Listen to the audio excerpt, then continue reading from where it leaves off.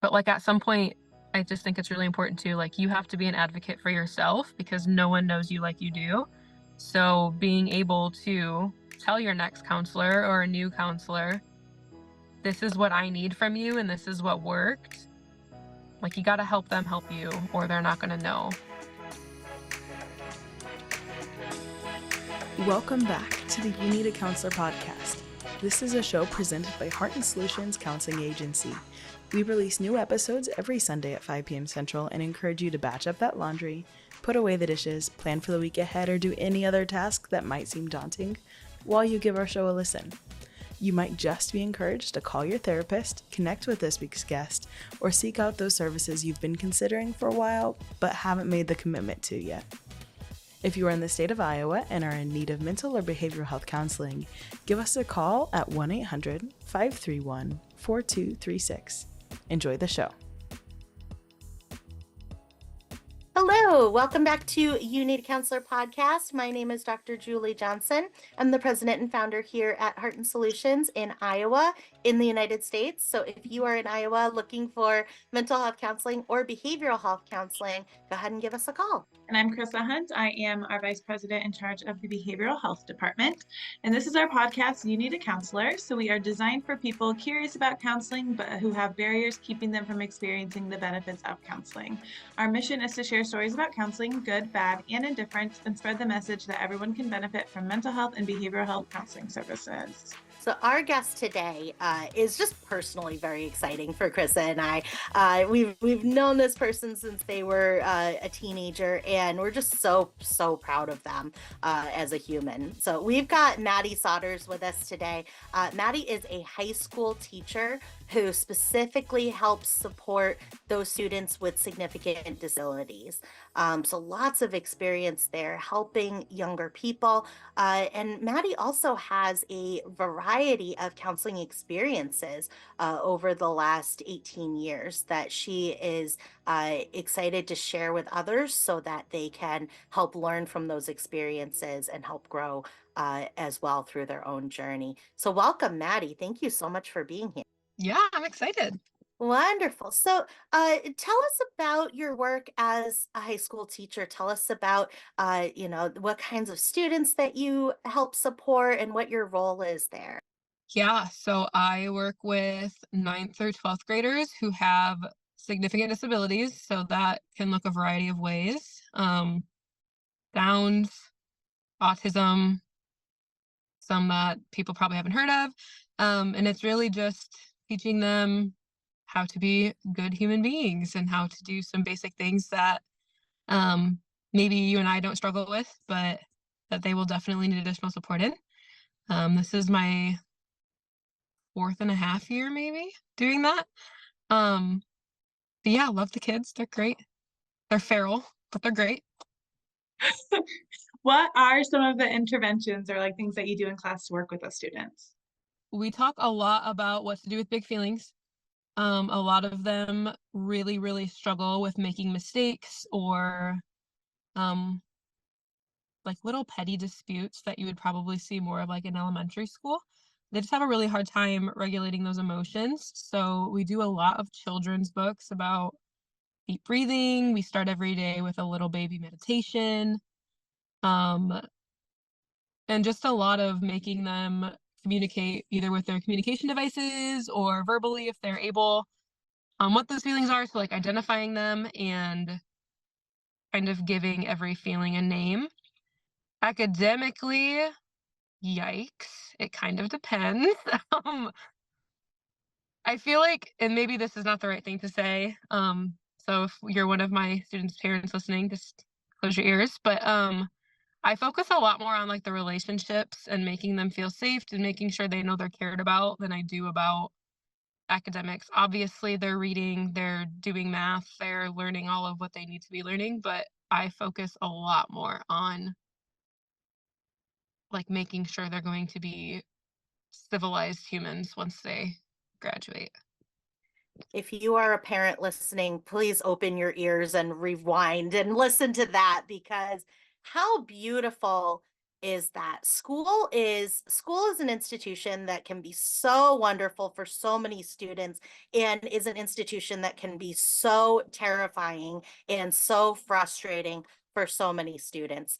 And a big part of that is the support and the understanding for our differences that certain teachers or certain support staff can provide to create that safe place in the school. For so many students who don't have that focus on relationship, that focus on being able to have a feeling of belonging, and I belong here, I'm worthy of being in this class, I am understood here, I am seen as a worthwhile student person, and I'm also allowed to feel the things that I feel. I'm not allowed to do certain things about those feelings, but I am allowed to have them. In school, if I'm in school with Mrs. Sodders, I can have those feelings and it's still okay. I still have that relationship. So that is absolutely beautiful. As a parent of a neurodivergent child, it makes night and day difference when you've got a teacher who understands what your child is struggling with, that understands that your child is having a hard time, that they're not trying to give you a hard time.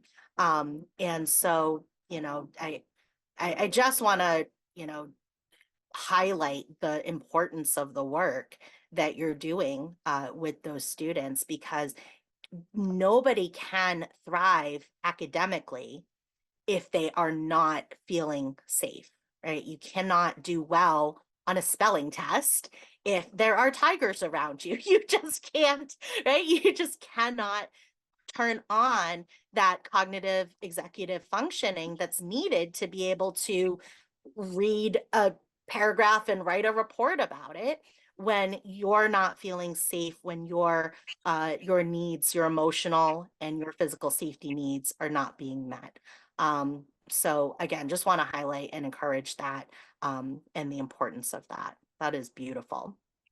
Beautiful, beautiful work. So you're focusing on absolutely the right things. I think it's awesome. Absolutely. So what got you interested in becoming a teacher, and specifically working with students with disability? Yeah, I can honestly say when I was like elementary school and they were like, "What do you want to be when you grow up?" I said anything but a teacher. Um, which is a little The ironic. tables have turned.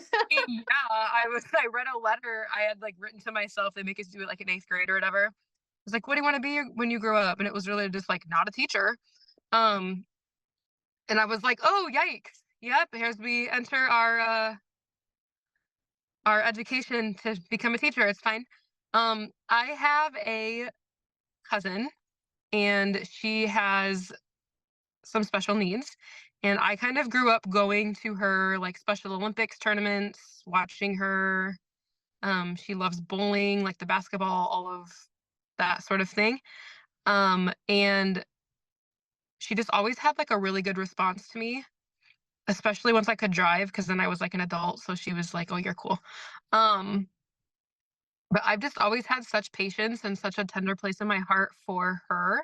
So I think as I got older, I joined, it's called Best Buddies. I don't know if you're familiar with that. So it's like when a gen ed group of students pairs with the special ed group and they do things together. So we would do like different sports. We did some crafts. We did like a Best Buddies prom. I did that all through high school. So then once I graduated, I was like, I think I want to work with kids with disabilities. And then selfishly, it was like, okay, well, like teaching is probably the only profession where I'm going to make a livable wage right now. So I think I'm like using this more of like a jump start. Let's get some experience working with them and teaching them. And then if I decide to like, say, create my own little, I don't know, like a summer camp or something like that, that I have more experience. And then maybe like with the education background, people will actually be like, "Oh, she knows what she's doing halfway." Um, but yeah, my cousin kind of planted the seed. Yeah, I love that. That's a good idea. Um, Okay, so I know you mentioned over the last 18 years, you've seen a variety of different counselors. Can you kind of talk about your first counseling experience and how you got even like started with counseling? Yeah. I was a very dramatic child. And I made sure that everybody knew that I was a dramatic child, whether I wanted to or not. Um, so my parents are divorced, and I think that kind of affected me a lot more than people probably realized. I was only like 1.5 or 2 when that happened. So I don't really have any memories of them ever being married or I have no memories of them being together. Um, but the dynamics at each house was very different. So like my dad's house was a little more chaotic, a lot going on. My mom is a very type A person. It was very organized. We had routine. You guys know my stepdad. It was like, we're going to read books before we watch TV. We're going to make sure your homework's done. Like, just very structured. So I So think yeah, like I, that sounds yeah, right. I had a little bit, I think, like of whiplash. So I would see my mom all the time. I'd see my dad like Wednesdays and every other weekend. And it would take me days, I feel like, to recover from being at my dad's. Um, so when I got to school, I was like, exhausted.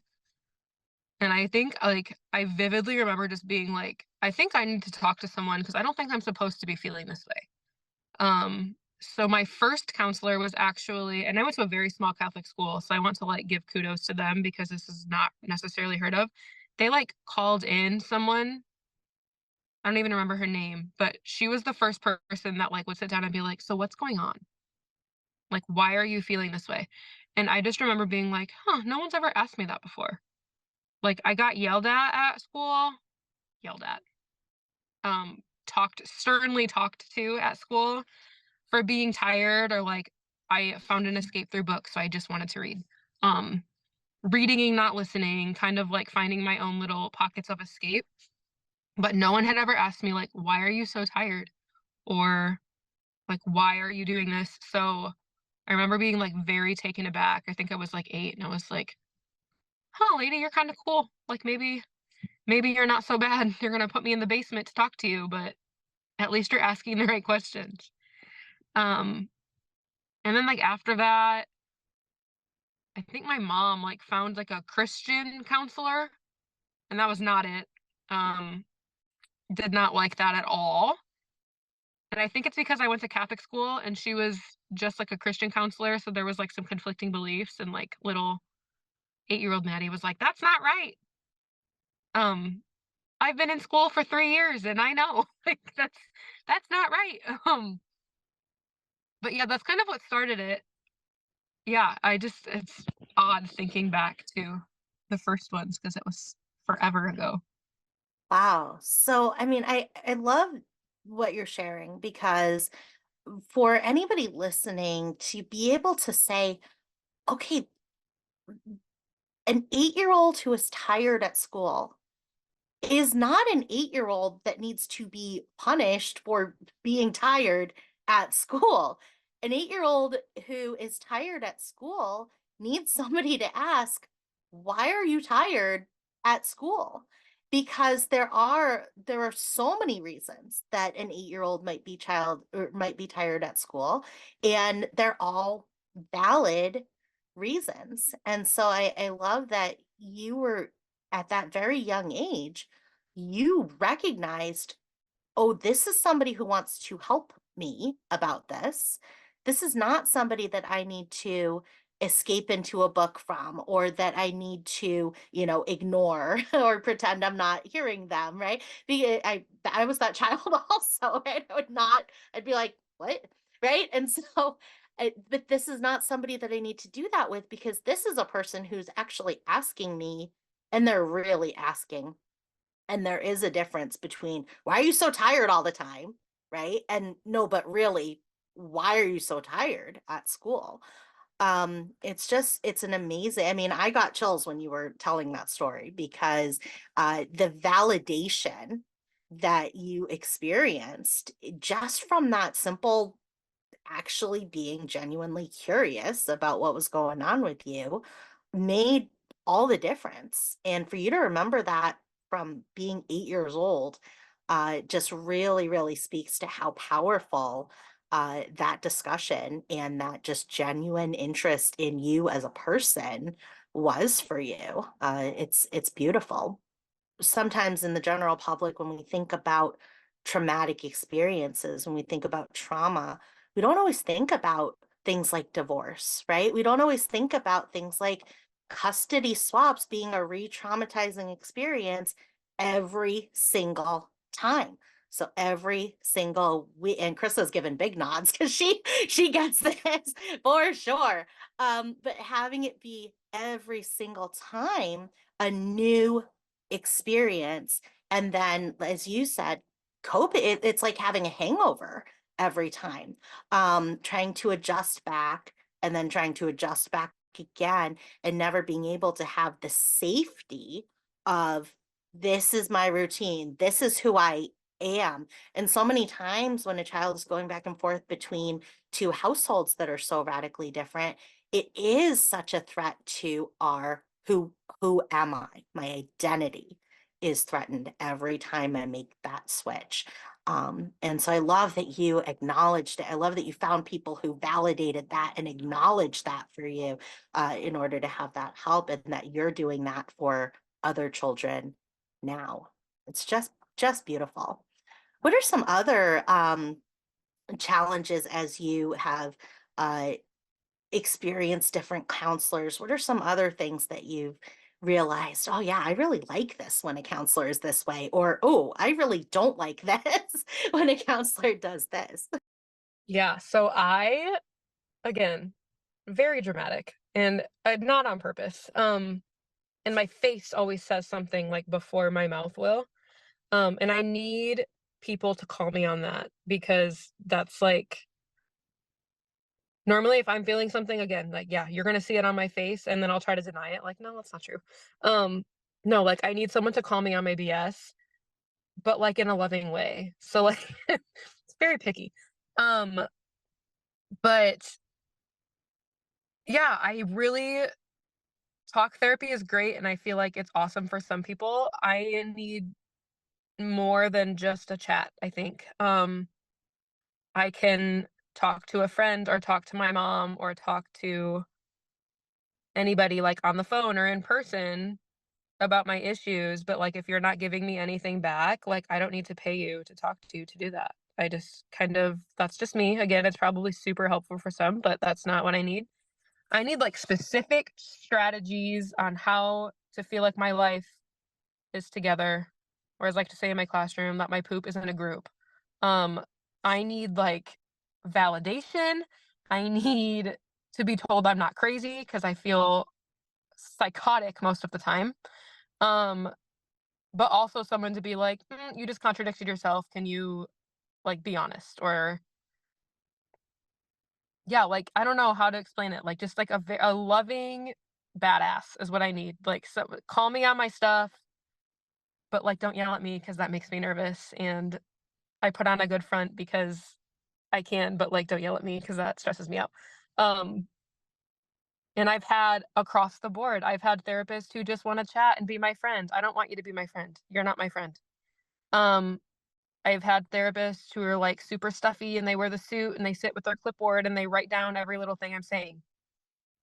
No one likes that. That stresses me out as well. Like, I've had to sit on a couch. I've been able to stay in my car. I've done everything. And I honestly, so I just found an online counselor. I do telehealth, which isn't for everyone, but I like it.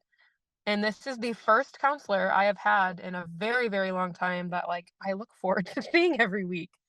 Um, and it's lovely and it's great and I love it and I don't miss a session and it's been really good. But I want everyone to know like it's taken me 18 years to find someone I'm like truly comfortable with and that I can like actually talk to, and it's going super well. I'm not gonna say any more because I don't want to jinx it. Like I'm afraid if I'm gonna mess it up or they're gonna leave. But she's great. I love her. It's awesome. Yeah. So, yeah, obviously that's a wide variety. Has it been like continuous counseling from that time when you were 8 till now, just back and forth with different providers, or has it been like breaks in between there? Oh, many breaks. Um, yeah, when I was 8, I saw someone, I think she left, and it was another year or 2 before I saw, like, the weird Christian one that I hated. Um, and then I didn't see anyone through middle school, and that was probably a mistake, so I moved from a very small Catholic school in Illinois when I was 14 to Ottumwa High School in Iowa, when I was a freshman. So little 14-year-old Catholic Maddie, who had never been to public school, walks into this ginormous high school, and I was like, "What in the poop is this?" Um, I was like major culture shock. It was terrible. I hated every single second of it my first year, and I didn't talk to anyone. Um, and that was really, really awful. So I had no counselor at all through high school until my junior year when my stepdad and my mom announced that we would be moving to Marshalltown to start my senior year. And I was like, "Y'all are killing me. I just found my friends and got situated, and now you're moving me again." I was pissed. I was angry. So I knew of a counselor, kind of a family friend. Don't recommend doing that either. That I chatted with a couple of times, and it was more of like I needed her just to listen. I needed to cry. I needed to have someone listen to me and validate the fact that moving your child her senior year is garbage and all of that.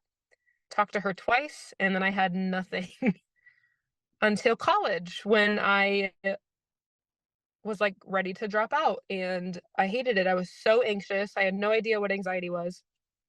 No one had ever given me like a diagnosis throughout therapy. No one had ever talked to me about what that is. Um, but like I didn't want to leave my room. I was afraid to go to the dining hall because people would look at me and I'd be by myself, and that's really weird.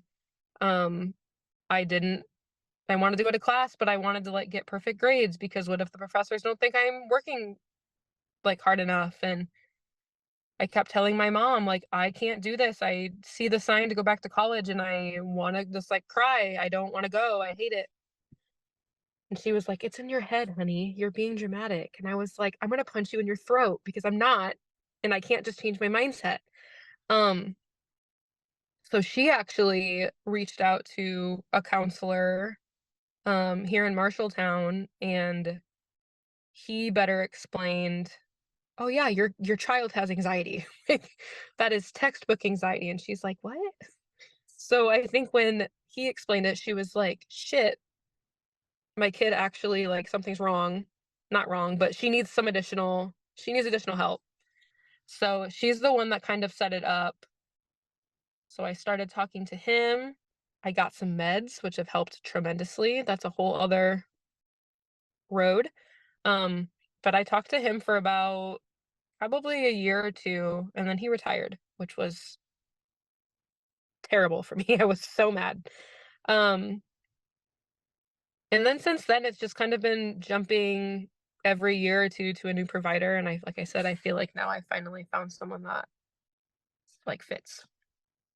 Wow, you have learned so much about yourself over that time period. I mean, the validation to be able to say, I have anxiety, and these were the symptoms that I was having my basically my whole life, right?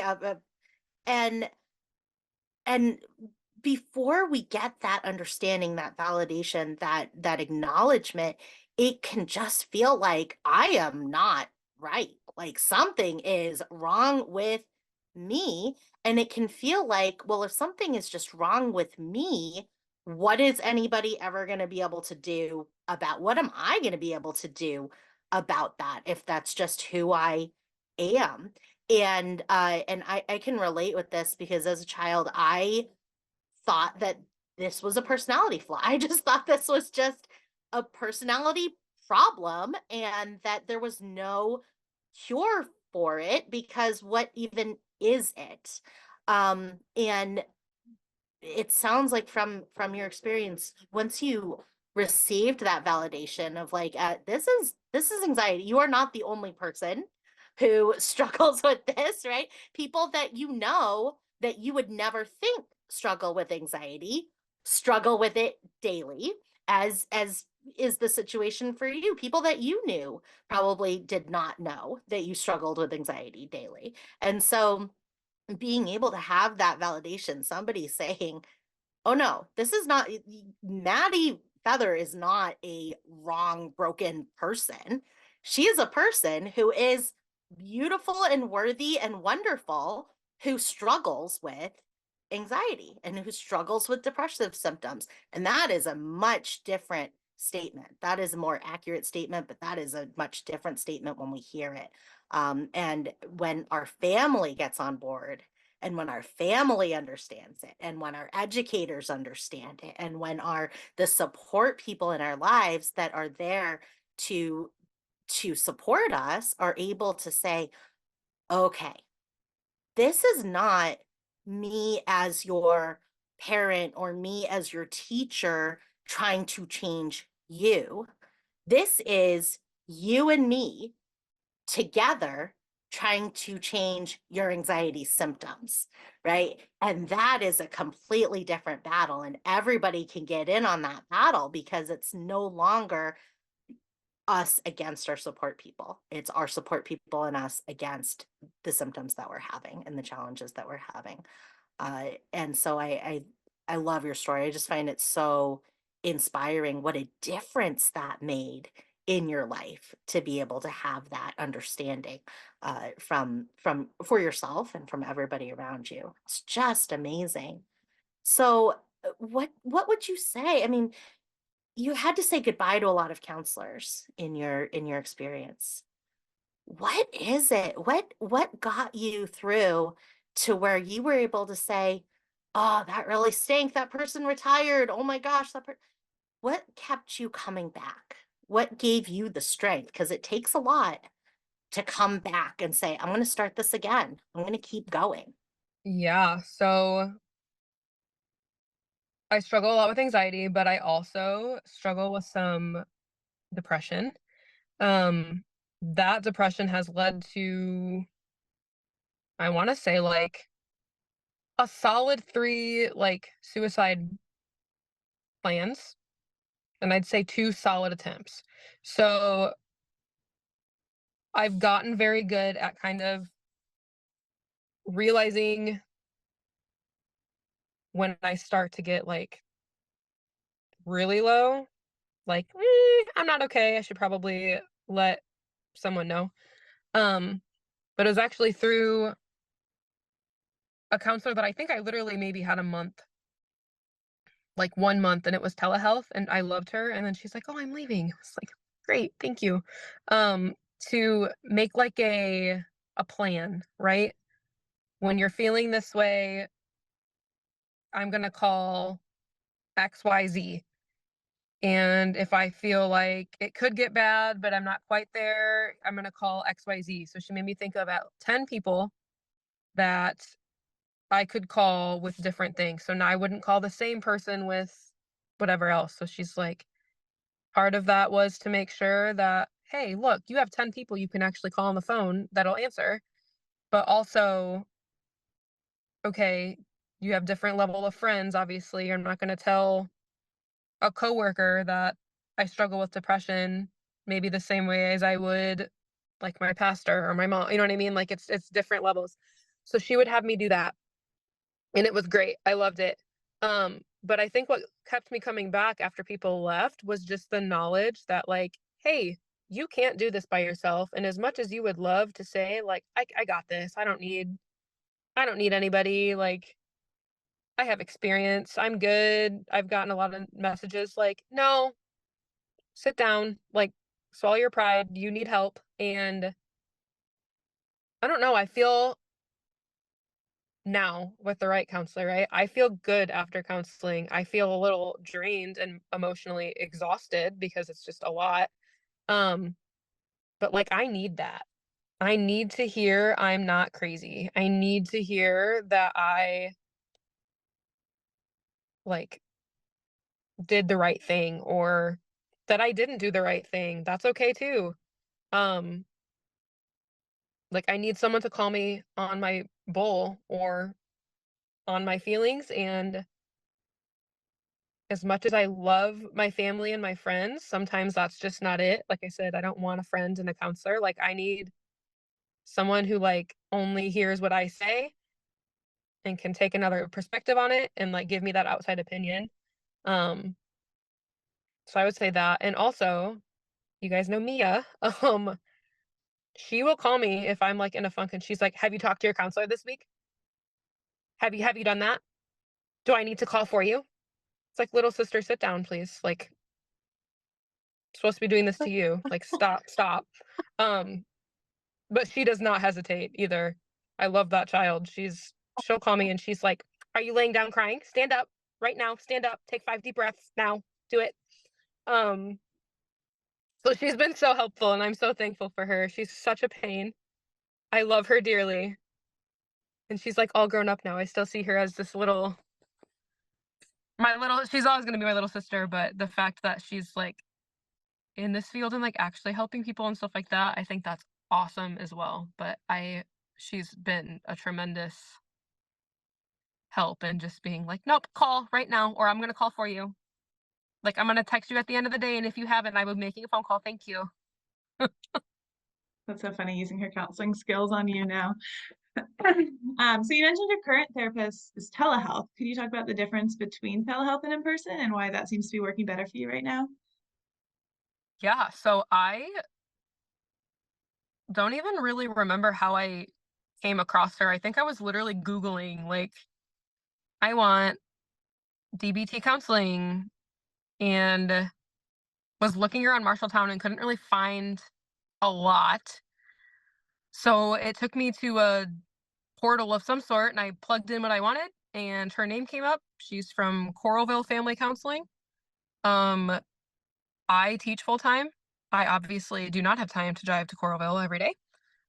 So she has times like that work with my prep or with like a case management period. So I come out to my car because it's the only peace and quiet I get. And I can talk to her over it's like a secure it's not Zoom, it's not whatever else. It's like a more secure video thing. Um, it works because I have time.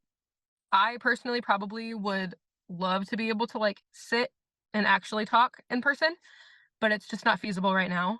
Um, and she's helping so much, and I love her so much that I'm going to take whatever I can get. And it's also weekly. That's really hard to come across right now, like someone who's able to meet for like a solid hour every week is unheard of. So I got super duper lucky, and I'm going to take my over the phone counseling for as long as I can until I can find someone I can do in person with. Absolutely. There's such benefit to telehealth, and it's a double-edged sword because yes, convenience wise, being able to do session in your car during a free period, amazing.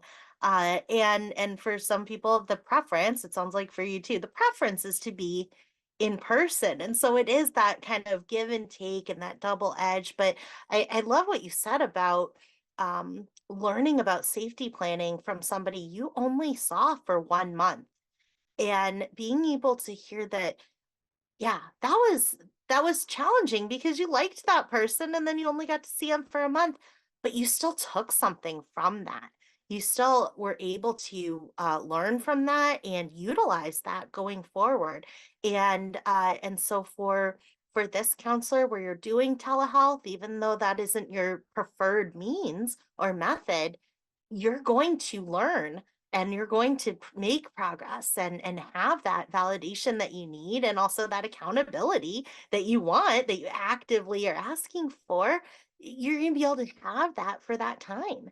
And then, you know, knowing that, yeah, the next counselor that you may have may be in person and you're going to learn other things about yourself with that person. So I just love what a kind of continuum you're modeling because sometimes there is the belief about counseling that it's like, well, you get your counselor and then you just see them every week for the rest of your life, right? Or you see them every week for a year or 2 years or however long. And that's not always the case. And sometimes people get very discouraged when that isn't the case. And so if they meet somebody they really love and then that person retires or that person leaves the field or whatever it is, then it feels like, oh, now I'm starting over, right? Or now I'm and what you've done and what you're modeling and inspiring people to do is take what you are able to from that experience, because even a counselor that you meet with for a month can give you that little plant that seed of that idea that then continues on and you just continue to build it. So what I love about it is that the focus isn't on in this journey isn't on that counselor. This isn't my counseling journey with XYZ counselor. This is my counseling journey, period. And it involves multiple counselors. And I just think that's such a beautiful thing to model. And so thank you Well, so like much for that. I feel like you can have multiple counselors, right? But if you're going to counseling because you like the person, I feel like you're missing the point, right? Like you obviously want to like them. You don't want to sit across or talk to someone that you're like actively hating or not enjoying. But at the same time, like I feel like every experience we have, regardless whether it's in counseling or just life in general, you should be learning something. And just because a counselor leaves. Now, again, this is after this, like hindsight's 2020. In the moment, it freaking sucks, right? Your counselor leaves, you're comfortable, it's garbage. It sucks. I was upset. Like, I'm not taking that away. I want to be very clear, like, it was awful. Um, but at the same time, like that time was not a waste. So I feel like it's not fair to yourself and your journey to have to completely start over when like, okay, this was working. So taking the nugget that worked and telling your next counselor, "Hey, this was really helping me." Um, it's literally their job to be like, "Great, I'm gonna hold you accountable." Like that's what they're there for. But without you telling them that, they're not just gonna like pull it out of their butt or pull it out of a hat and say like, "Oh yeah, this is what worked." They're not gonna know that. Um, none of my files like transferred, so it was literally like a let me tell you my life story the first session, which is always uncomfortable as well. But it's like, yes, I have XYZ diagnoses. I have this is what worked, this is what doesn't. But like at some point, I just think it's really important to like you have to be an advocate for yourself because no one knows you like you do. So being able to tell your next counselor or a new counselor, this is what I need from you and this is what worked. Like you got to help them help you or they're not going to know. Yeah, absolutely. And I know you mentioned you got on anxiety medication as well, like near the end of college. Can you talk about how that was for you and getting on that and how it made a difference? Yeah. Yikes. Meds. Um, this is the third med I've been on, I want to say. They started me on, I don't even remember the name of it first, and it just wasn't doing it. So then they put me on, is it exalotopram or something like that? I don't remember. I was on that for like a year or two, and it kind of worked at first, and then we're off. I'm now on sertraline, um, and it's been a lifesaver. I think I started on 50 milligrams. I was on anywhere between 50 and 200. I got pregnant last year, had a baby, and now I'm down to 150. Um, yeah, I meds are not for everyone. I'm going to say that right now. I was a little bit hesitant to take them because I'm like, oh great. Not only am I anxious and depressed, but now I have to take meds to function like a normal human. But once I took them and really started to feel better, I was like, okay, I would be stupid to not do this. Like for not only my sake, but for those around me. Because when I am unmedicated, I don't want to be around me. So I can only imagine how other people feel. Um, but they have been very helpful. I actually, like a child, take mine to my school nurse every day. So the pill bottle lives in her office so that I take it at the same time because I tend to be a little bit forgetful. So I have a kid or a student who goes to the nurse's office for meds every morning. I just accompany him. We each get our meds, we take them, and we go back to class. And then I go on Fridays for my little envelope. I take them over the weekend and we're good. But yes, I believe in meds. I think they're great. I think they're very helpful. Again, they're not for everyone. Um, and that's okay. But for me personally, they have been a tremendous help, just kind of balancing my keeping me at a good like middle, not having super big highs, not having really big lows, but just a very even, like chill, rational person. Wow. I love that modeling because yeah, it's challenging under any circumstance, right? To go for medication evaluation and to try some or be prescribed something and then try it and go through that process of like, do I feel any different, right? Do people around me notice any difference? I mean, it's a process. And for you going through that twice and learning or yeah, going through it twice to then find a medication that feels right for you, you were able to go through and learn so much from every single time. And so I love that you were empowered enough to tell your medication manager, like, this one is not working. Like, this is not it. What's next, right? Next. What is next? Let's move on to it. And then moving on again and going, like, oh, yeah, okay, I noticed the difference here. Okay, yeah, no, this is not working, right? And being able to go forward, it's a hopefulness that you bring to it every time you say, let's try something else, right? We can always come back to the one that like kind of worked, right? If we need to, but let's try something else and then finding that and going, oh, this is what we're after, right? Like this is that feeling that I'm looking for. And there's positive and some challenges to that as well because you talked about kind of losing those higher highs, right, in certain aspects, and that is a challenge with that. We lose those lower lows, but some we lose those higher highs too, and that can be very challenging for some people. And so the fact that when you describe it, you describe all of it, which means that you are well aware of all of it and you're making an informed choice for yourself of like, yep, this is the challenge of it. This is what is it, but it's worth it to me for these reasons. I think that is such great modeling because I think a lot of times with medication management, it can feel like we're giving up control. It can feel like we're giving up our autonomy with what happens with our body and our mind. And you were able to stay in that driver's seat throughout that process. And I think it speaks to the counseling process you've been through, right? Of going, okay, I got to be in the driver's seat of this, right? So it's me. I'm standing up for myself. I am the expert on what works for me. And I'm going to tell any person that comes to help me or support me exactly what I know about myself and what works and what doesn't. So I just think it's beautiful.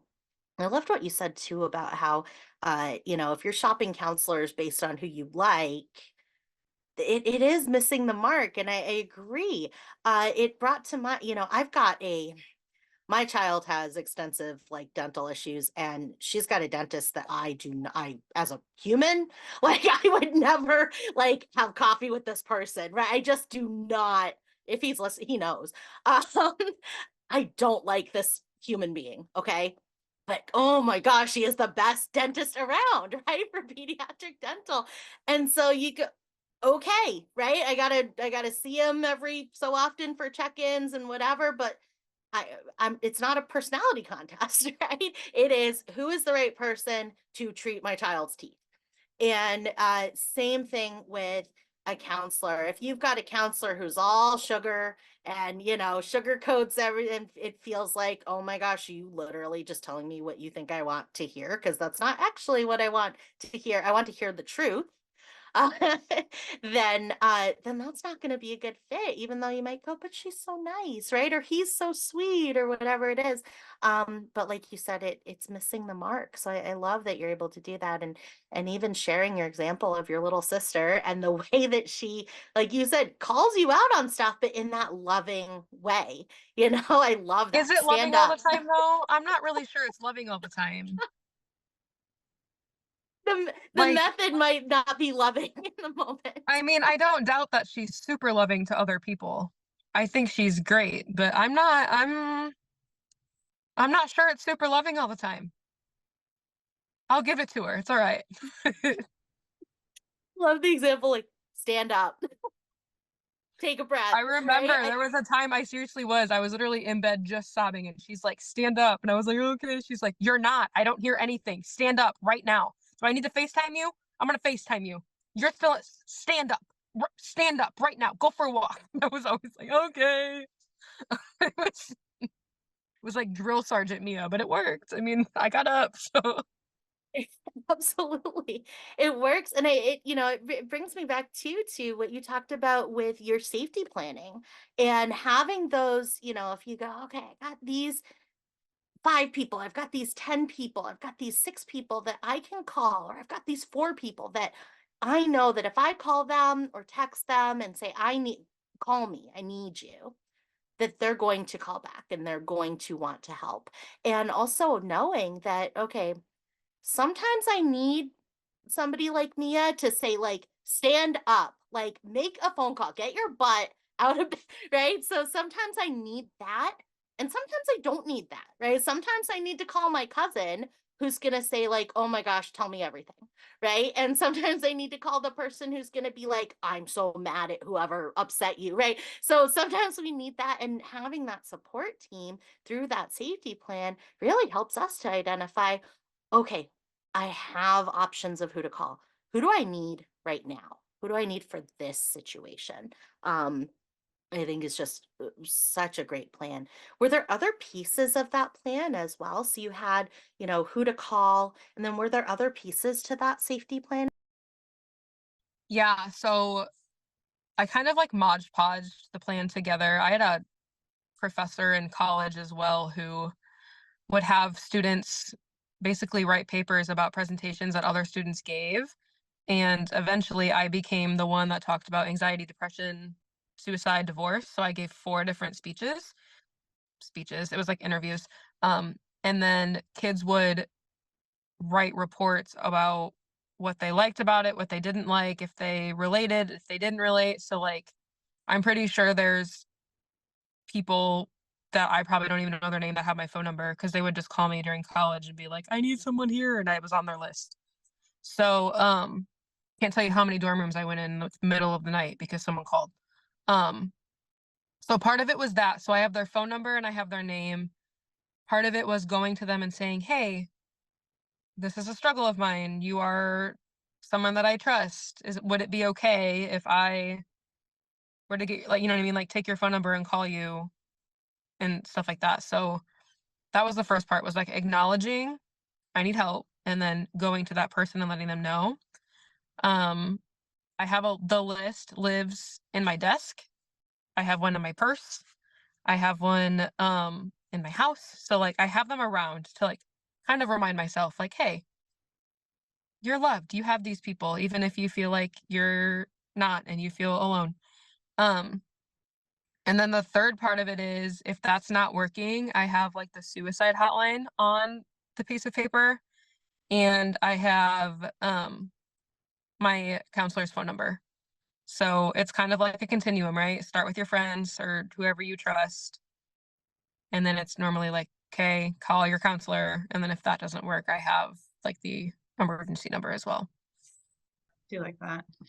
Yeah. Following it harder when you're like dysregulated, obviously, but I feel like through repetition and just knowing it's there and seeing it every day, it's easier kind of to get it through your head when you are dysregulated or having a really hard time, that like these people, you see them every day, you see the names every day, like they got you. And Mhm. then going through that list and like pruning it every once in a while too. Obviously, your list is not going to stay the same. Friends kind of come and go, people come and go. So, like, I don't want to say replacing them, but ensuring that your list is updated with people that you actually want to talk to and people that you still communicate with. And that's so cool too, that like random people in college like had you on their list so they could call you even if they had no idea who you were. That's awesome. Okay, so if you could give a suggestion to somebody on the fence about starting counseling, what would that be? It's very scary. Acknowledge the fact that it's scary. It is scary, but 100% do it. I feel like everybody could benefit from counseling in one way or another. Um, and just having that additional support and having someone in your corner that you can turn to when times are really hard is unparalleled. It's great. So yeah, I would say reach out for sure. Kind of take that next step. And if you don't know how, there are resources everywhere. So like, don't be afraid to research those resources, reach out to whoever you can, and just know that I bet you there are a bunch of people that you know that are in counseling, whether they're forward about that or not. Wonderful, wonderful suggestions, and your story and is so inspiring and so helpful for people who are facing that very, very real fear, that very scary situation of going to counseling for the first time, or maybe going to counseling again after not being in counseling since they were 8 or 9 years old. So thank you so much, Mady, for being here and for sharing your story and inspiring us and listeners about what it is to go through counseling, what we can learn about ourselves, and how important it is to advocate for ourselves and keep going and keep that hope alive. It's absolutely beautiful. So we thank you so much, Mady. It's been awesome talking to you. I'm Mady Sodders, and I need a counselor. And I'm Chrissa Hunt. And I'm Julie Johnson, and we need a counselor. And so do you. Bye. Thank you for listening to the You Need a Counselor podcast. We are so grateful that you're here. Now, we want to hear from you. Text us or give us a call at 515-650-3231. You can also find and connect with You Need a Counselor on Facebook and Instagram. If you've enjoyed today's show, please take a moment to like, review, or leave a comment, as all of these things help others to find and benefit from the podcast as well. If you're in the state of Iowa and interested in mental health counseling or behavioral health intervention services, give us a call at 800-531-4236. And if you're a provider seeking play therapy CEUs, you can find us on patreon.com/youneedatraining. We'll see you for the next episode, Sunday at 5.